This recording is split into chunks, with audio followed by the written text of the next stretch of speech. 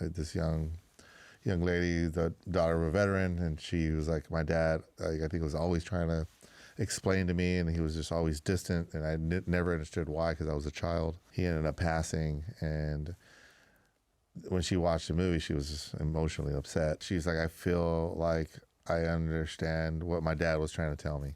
And I used to be upset at him. I was mad that like he couldn't speak to me, and but now, like, in some way there's closure for her.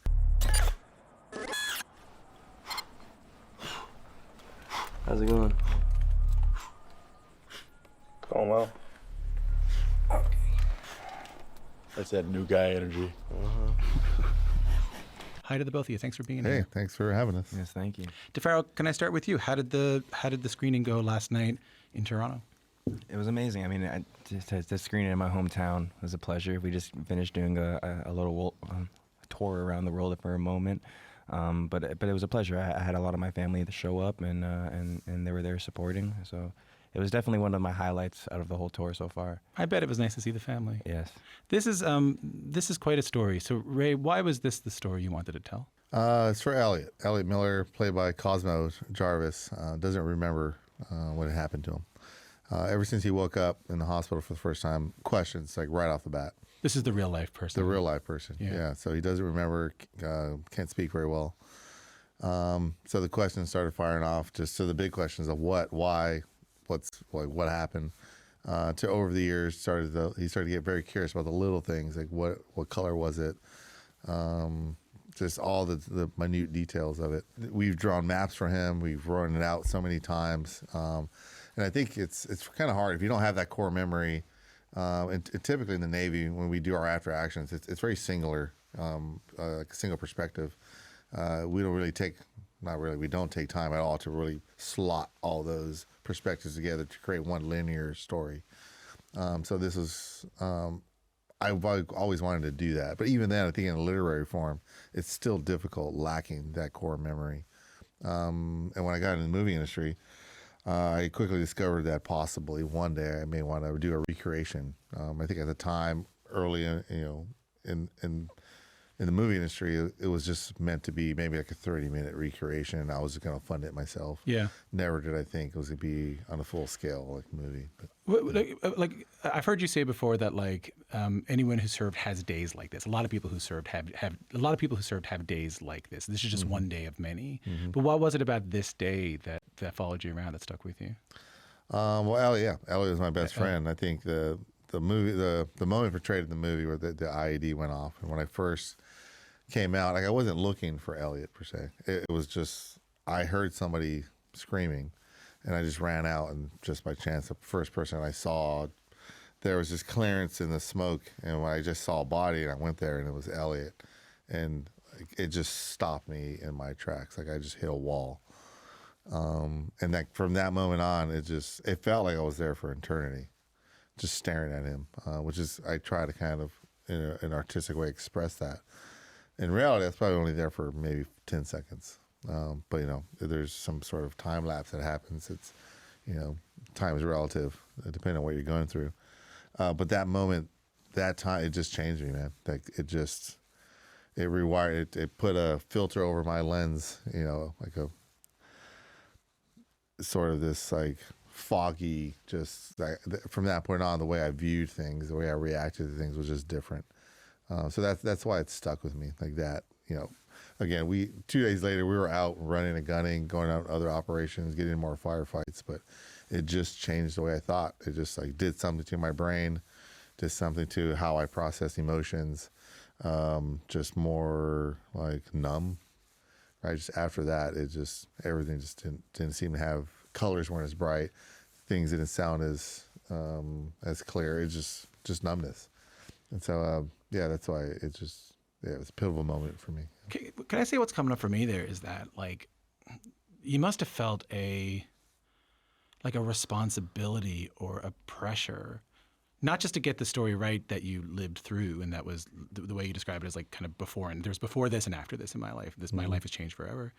What I'm stuck on here thinking about is you're one of the troops injured in this, who doesn't remember it because a very close friend of yours, and you made this film partly just to tell him, hey, this is what happened.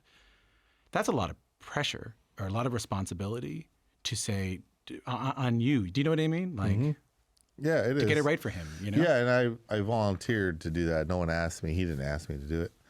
But I love that guy, man. And I think in some ways, maybe selfishly, it's closure for me too. Oftentimes we have like regrets. There's things that happened in the movie prior to that. As leaders of that platoon, that decisions that we all made that we oftentimes have to live with. And not the, accidents happen. There's things like, I was running across the street and I tripped. But I think when you make decisions based off the information that you have, and sometimes those decisions are extremely quick. Yeah. And if it's the wrong decision, you tend to hold on to those things. People can tell you like, hey, it's not your fault, man. You're just like, I know, but I can't. If I could just switch that off that easily, I would. Yeah. So it's some closure for you too. Yeah, absolutely. DeFaro, so let's talk about your role in this, which is quite literally sitting in front of me right now. I mean, like, I want to talk about some of the pressure you might have been feeling about the way that this was filmed, the people you got to meet. But first, let me just ask a little bit about how you guys met for the first time. Yeah, we had a nice brunch. Me, Alex Garland, and Mr. Ray Mendoza right here had a nice brunch, and we just went over the script. But honestly, more just discussing the expectations of what I'm going to be doing if I were to be casted, and also as well as just who I am as a person. I think we very much connected on similarities of who we just are. What were the expectations? That this was going to be long hours, that this was going to be, how Ray put it before, it's going to be a lot of kicking the balls, and if I'm prepared for that and prepared for these long days and these hard days and having pressure on your shoulders, if I was prepared for that, which I was, and I am, and that's a big part of why I love doing what I'm doing. I love the struggle, I love the challenge, I love doing something that I'm not familiar with, I love being somebody that I'm not, and I think Ray's seen that in me, and yeah. And you and the other cast spent a lot of time together, right, to sort of emulate the closeness that the troops would have had that day. Is that right? Yes. Well, before we filmed, we had a 3.5-week boot camp that was set up and designed by Mr. Ray Mendoza right here next to me, and it was needed. Honestly, if we didn't have that boot camp exactly how it was built, you would see a different result on screen. Really? Yes, very much so. Yes. You guys felt like you got a lot closer. You guys felt like you. Yeah, I think a lot of the program was set up for us to really dive deep or acknowledge our weaknesses and our strengths, and to be there for each other when we do find our weaknesses. Yeah, I bet, because Ray, you have to find a way to somehow emulate in a very short amount of time the closeness that's required to kind of do that work together. Correct. Yeah, and I gave them a lot of autonomy. There's something to be said when you give someone ownership, which I don't think often happens a lot, or it doesn't happen a lot in the movie industry. It's, there's do what you're told, kind of, yeah. Yeah, exactly. So, I think giving them ownership, giving them autonomy, I think just when you give them the responsibility, they're not wanting to fail, because now their ass is on the line versus mine. So, some of it was by design, but there's so many components to this. And it's just really just like exposing them to principles and elements. Because I think it's better for people when you're in a crunch. If I had 6 months, they can all function like SEALs for the most part, lacking the combat experience. But if you teach somebody principles that they can apply to any situation, that allows them to be more adaptive, and you can do more with that. Can you give me an example of one of the principles you wanted to?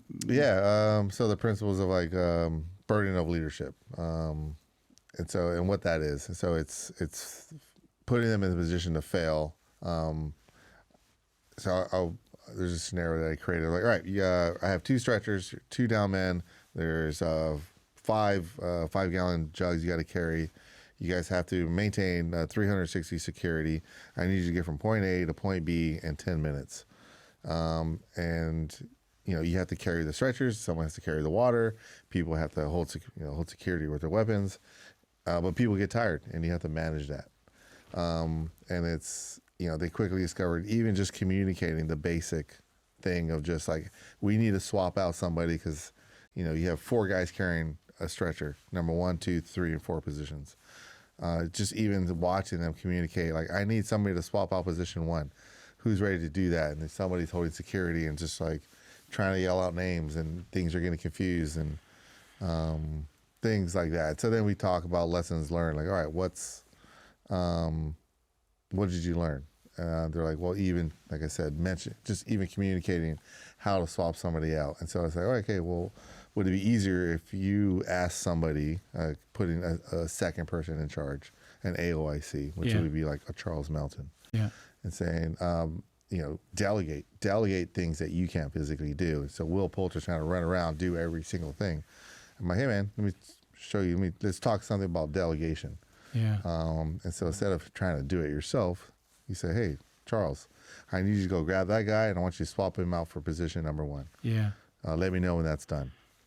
I mean, DeFaro, not to say that acting doesn't require preparation and work at the level you're at, but my guess is you'd never done anything like that to get ready for a role before. No, never. No, this is the first time that I've experienced anything like that, prep-wise.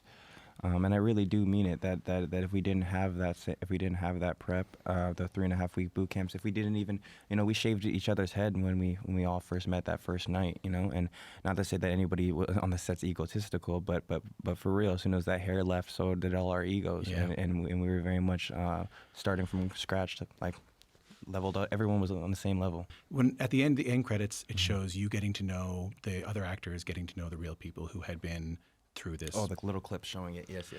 What I'm curious about is the experience of actors, not just being actors, but actors then being with the people who actually experience the thing that they're in the process of portraying. Yeah, I had a very unique experience with that because my true to life counterpart, my guy, was the director, co-director. He's here. Yeah, my guy is the co-director and co-writer. So it was different compared to the other actors who may have just spoke to their true to life counterpart on Zoom calls, or a lot of the veterans who were there that day came to set maybe for a week or two. How did the fellas feel being on set that day, right? They loved it. They enjoyed it. Similar to me, talking about these, when you hand that responsibility off to an actor, and that's their job. And I think when they do it well, like very well, for me, it's rewarding to watch. But even as that person saying, here's like my most intimate, not secrets, but feelings on this day, and when the actors embody that and they do it accurately, it's like it's a gift.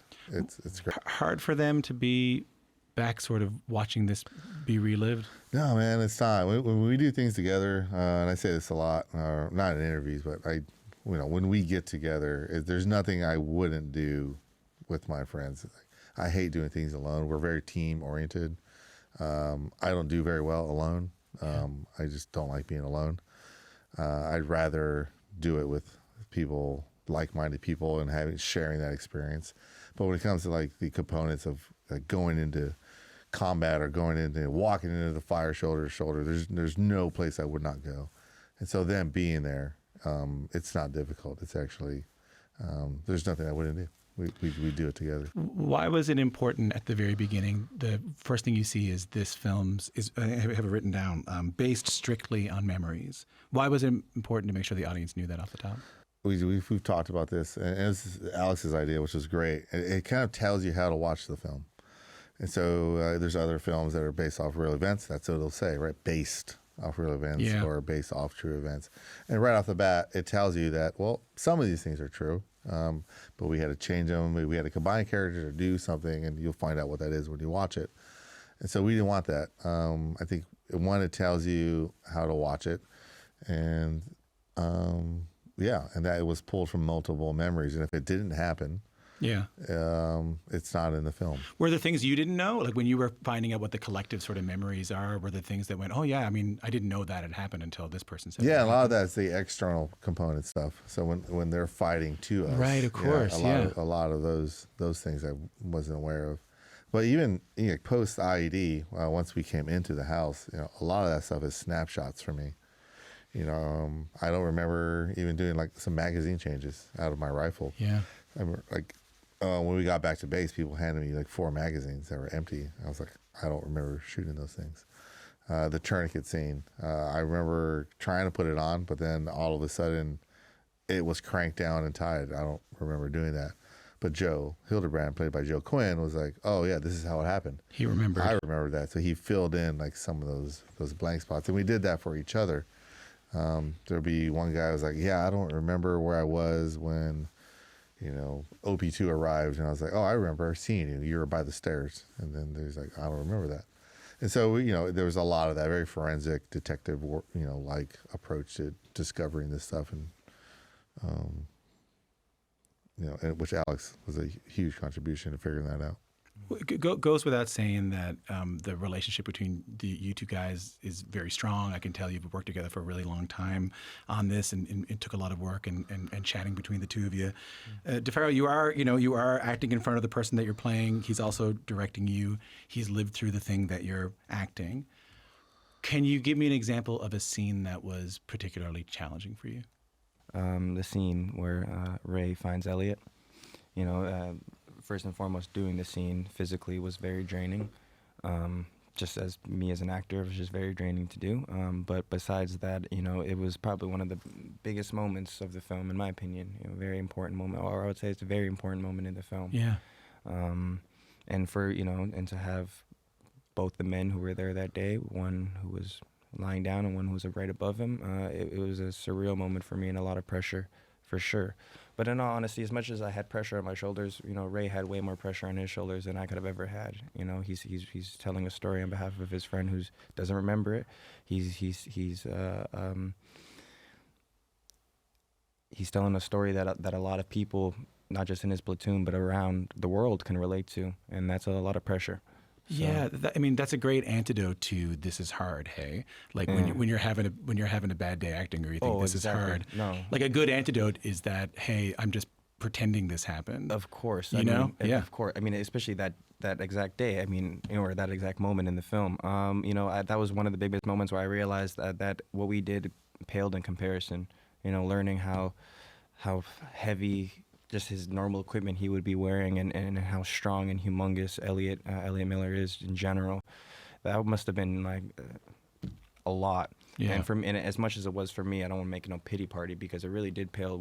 Anything we did over there paled in comparison of what the men actually faced. Yeah, I appreciate. I appreciate you saying that. How's Elliot doing now?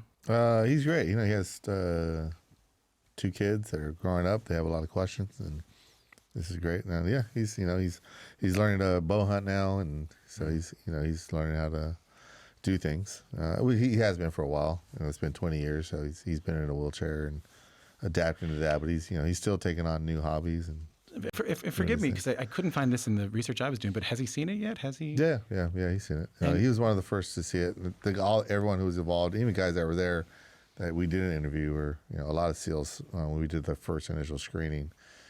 For notes and any gripes, concerns. He was there. How did it go? It went well. I mean, Alex and I were extremely nervous. You had to have been, right? You must have been. Yeah. But they gave us the stamp of approval. We kind of did this round circle around Elliot, and we did interviews with the guys, and some of the guys were there. But even in the editing process, I still had to make sure that each character was represented, not only their physical actions, but even the emotional components of where they were, whether it was fear, overcoming fear, confusion, concussed, and all these different elements, because they are my friends. And, we told Elliot that this is about as close as we're going to get. Like, you can't get any closer than that. Not only from just a story arc structure, but from each person being represented in what they did and what happened. And so it was, we were like, you now know what we know. And there's nothing else we can give you. DeFaro, there's goes without saying that this is an unorthodox way of doing a movie role, and we've been talking about that. Do you learn anything from it? Does the experience change how you exist going forward into your other acting roles, into what you take on, into anything? The fact alone that we shot it in chronological order was something that I'm not familiar with at all as an actor. I'm very familiar with, jumping at one timeline and trying to remember what my character's mindset was like days before when I shot that. But over here was different. It truly felt, as an actor, I felt like I was actually doing it. Like I was actually growing with the character and figuring out the situations, just like he may have been. When you see me on screen talking on the radio, I'm actually talking to the real actors. Traditionally, I may be talking to like just a crew member who is just reading it off a script and doesn't know, but I'm actually talking to other actors who has training as much as I had trained, and knows as limited as much as I know. And so it was a different experience, and especially they had these loudspeakers on set that really, as an actor too as well, we would be miming fake hearing a grenade go off or fake hearing dogs in the distance, but they had humongous speakers that they were playing that. Wow. And so that in a sense it was very immersive for an actor, for me specifically. But again, it paled in comparison. I definitely knew that. But I would be lying to you if I didn't say sometimes I kind of got caught up in the scene and kind of got a little, because I'm a civilian, you know what I mean? So I'm not used to these situations at all. So maybe a little bit of DeFaro's nervousness generally leaked in a little bit, but I tried to control that, yeah. Because it's very immersive, man. If you're on the set and you're actually doing it, I mean, if you see in the photo, I wasn't there that day, but it looks, from the photos I've seen of the house, they did a great job. And from the veterans who were there that day and who come to visit the set, they said they did a really great job on set design. So it was very immersive. I've been thinking a lot, of course, when I was watching this, when I was getting ready for this, about veterans themselves watching it, and we kind of talked about that. I thought a little bit about civilians watching it and what they would think of it. But the thing I landed on that I want to close out on is I was thinking about the experience of people I know who are home while their loved ones, while their husbands, while their wives are away fighting. They're away in Canada. Most of my friends, that would have been my friends whose partners would have served in Afghanistan. And I would often talk to these people a little bit about how my friends would talk about how they just had no idea what was going on, and even when they came back, they wouldn't really know what happened. Ray, like, what did you want this? Was that on your mind? Like, what did you want this film to do for people who had someone in their lives who was a Navy SEAL or someone who went away and always wondered? Yeah, that wasn't my intent for the movie. It was just to recreate it for Elliot. I am now aware that it has like these second and tertiary kind of benefits or outcomes. You've been experiencing that? I mean, maybe the better question I had for you is, more, have you been having these people say that to you? Yep. Every city I've hit, it's either been a wife, a member who served, the son or daughter of a member who served, someone who's like, their parent have passed, and they didn't get to speak about that, but maybe their father was trying to. I've had this young lady, the daughter of a veteran, and she was like, my dad, I think, was always trying to explain to me, and he was just always distant, and I never understood why, because I was a child. Just people would tell me that my dad was in combat, and I remember my dad trying to explain it to me as I got older. He ended up passing, and when she watched the movie, she was just emotionally upset. And this is like one of many examples. But yeah, she's like, I feel like I understand what my dad was trying to tell me. And I used to be upset at him. I was mad that he couldn't speak to me. And but now, in some way, there's closure for her. So that's like one of many examples. How's that for you hearing that? Yeah, it's a bit emotional. It's not a bit, it's a lot emotional. It's a lot of weight that, when I first showed the guys, I thought kind of a lot of weight was lifted off, because I was like, okay, cool.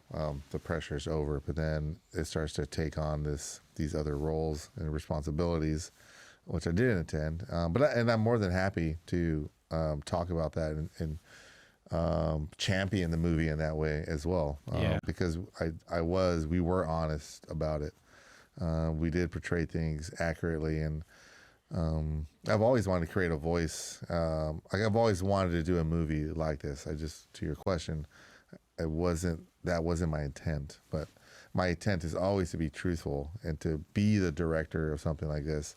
It's something that I wanted to focus on, not so much the why of a war movie, but the what. What is it? What happens when you go to war? What happens in combat? What happens after combat? What happens to the guy who comes home, or the guy or man or woman who comes home? It's the what, to me, that's more important than. I mean, the whys are important too, but that's not what I'm focused Yeah. on in this movie. And I think some other movies that focus on the why, and that's great. They take a stance on whether it's a Vietnam movie or any era Yeah. of war movie, but you almost have to focus on the what to get that in detail of what combat is, because that's it becomes a voice, and that's what it was my intent. But I'm happy to champion the movie in that way. I don't mean to be cheesy, but the last thing I'll say to you is that when I hear you talk about the word intent, what I keep hearing is the word gift. Like you made this as a gift for one person, and it ended up being a gift to a lot of people. Yes. That's kind of how I see it. Yeah, absolutely. Thanks to the both of you for coming in. Congratulations on the film. It's incredibly powerful. And thanks for your time. Thank you, Tom. Language.